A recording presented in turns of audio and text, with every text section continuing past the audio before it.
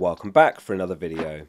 It's time for the Gameweek 35 episode of the Experts. A big thank you to all the experts for getting their answers in at short notice again, with Gameweek 34 wrapping up on Thursday, and the deadline to submit their responses was only Friday morning.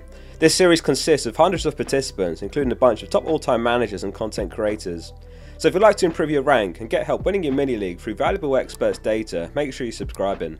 With that in mind, if you'd like to enhance your FPL experience for what remains of the season and beyond, the Fantasy Football Scout members area has all the tools you need. It's updated after every match with data. The custom data tables are an absolute game changer.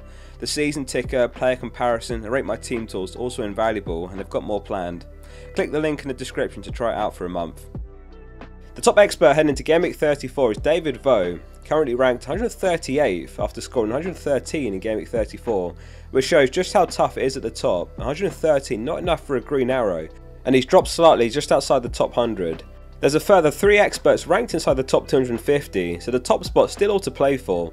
In total, 31 of our experts are inside the top 10k, and many are narrowly outside. Next up is the transfer activity among the experts, and this week clearly a week to roll if possible. 77% of rolling the transfer into Gameweek 36, which is a small double game week for Brighton and Newcastle. If you're not tripled up on both teams, then having 2 transfers in the bank is sensible, and Gameweek 35 gives you an extra week of information. In particular, if we get any clues about how Newcastle might line up, that will be invaluable. Isak and Wilson both smashing it recently, but have both taken turns starting games. There's some speculation that Isak could even start down the left, dependent on St Maximan's availability. There is of course the bigger double to follow in Gameweek 37 as well, so if you did roll this week and then spend one next week, then having 2 in the bigger double is very solid play to end the season. We've only got 4 or 5 transfers left maximum, so we have to spend them carefully. 19% are making 1 transfer, 4% are making 2. We'll keep it very brief on which players they're transferring in and out this week. 8% are picking up Alvarez, who impressed in Gameweek 34 with a goal and assist, only 6 mil and starting for Man City recently, and there is speculation that he could be in line for another start, with some rotation expected ahead of Man City's Champions League away game to Real Madrid, which is on Tuesday.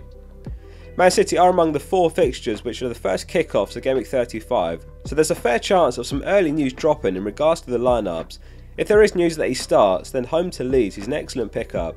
SDP has been picked up by 3%. Brighton have more fixtures than any team, with a double in 36 and 37, though we did see a lot of rotation last game week, in which Mitoma, McAllister, March, Webster, Colwell and Gross are all among those who didn't start both.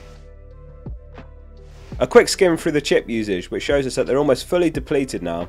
0.7% still had the wildcard, 1.1% had the bench boost, 1.4% had the triple captain, 3 hits the most unused chip, but only 5 or so % have it left. If you're in the same shoes, then you can't really go wrong when you use yours, but the doubles in 36 and 37 are the times to use them ideally.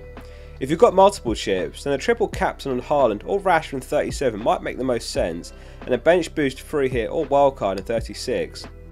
Onto the experts' captaincy, and last week Haaland had a surprisingly low 86%, but this week it's much higher with 97% of the experts opting for him. Again, on the chance that we get early news that he doesn't start, then this will change drastically. It's Salah in second, but just 2%, and Kane gets 1%.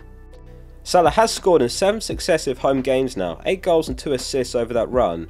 So again, if you're chasing rank or a mini-league, or just playing for fun at this point, then he is a viable alternative. However, Haaland's form is undeniable. Over his last 7 home games, he also has 8 goals but 4 assists, so just a couple of assists more than Salah.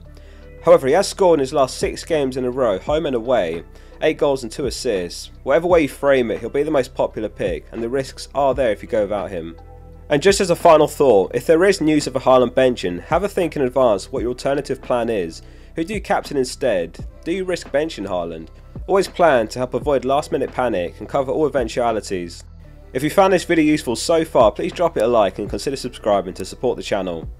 So we're on to the experts team reveal, which is built from the team of their highest owned players among the experts, a consensus team in a nutshell, which is as follows. In goal it's Kepa, a back three of Estepinian, Trent and Shaw. In midfield it's Grealish, Mitoma, Salah vice captain, March and Rashford. Up top it's Watkins and Haaland captain. Haaland back on top as the most owned player now. Incredibly, one single expert doesn't own him, so he's 99% owned. Rashford 95% owned and Salah 87% owned. It's a switch to a 3-5-2 for the run-in, with Greenwood last on the bench. We've seen a bunch of formations used throughout the season. Back at the very start it was a back 5 when it looked like the value was in the premium defence. Right now it's undoubtedly in the midfielders, hence the midfield 5.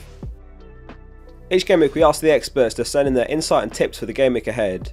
Andrew Debenham says, early team needs will be key. Expecting team rotations, so getting the bench order correct could be huge.